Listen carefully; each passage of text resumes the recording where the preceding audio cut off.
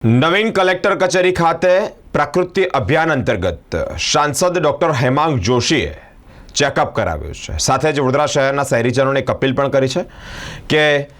Collector કચેરી ખાતે જ્યારે આ ચેકઅપ કેમ્પ ચાલતો હોય તેમાં પોતે પણ ચેકઅપ કરાવે। વડોદરા શહેરના નવીન કલેક્ટર કચેરી ખાતે અટલ સાંસદ જનસેવા કેન્દ્રમાં પ્રકૃતિ પરીક્ષણ અભિયાન આયુષ મંત્રાલય ભારત સરકાર સરકારી આયુર્વેદિક મહાવિદ્યાલય એवं હોસ્પિટલ પ્રકૃતિ પરીક્ષણ અભિયાન કાર્યક્રમ યોજવામાં આવ્યો છે, જેમાં આ પ્રકૃતિ અભિયાન કાર્યક્રમમાં સાંસદ ડોક્ટર હેમાંગ જોશીએ પ્રકૃતિ અભિયાનમાં પોતાનું ચેકઅપ પણ કરાવ્યું છે। વડોદરાવાસીઓને પણ એક અપીલ કરી રહ્યા છે કે પોતે ચેકઅપ કરાવે, સ્વાસ્થ્ય સારું રહે તે હેતુસર પ્રકૃતિ અભિયાનમાં જોડાય। મોટી સંખ્યામાં લોકોએ નવીન કલેક્ટર કચેરી ખાતે આવી સાંસદ જનસેવા કેન્દ્રમાં પ્રકૃતિ અભિયાનમાં જોડાવા માટે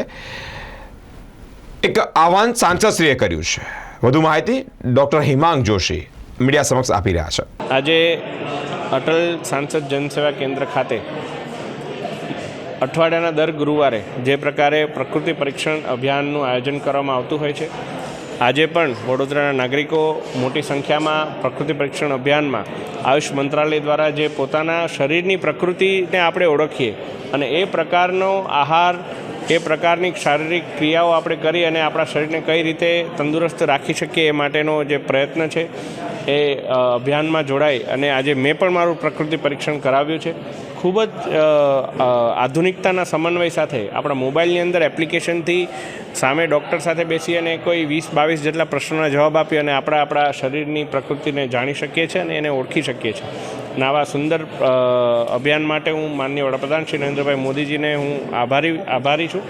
અને વડોદરાના તમામ નાગરિકો અહીં આવીને મોટી સંખ્યામાં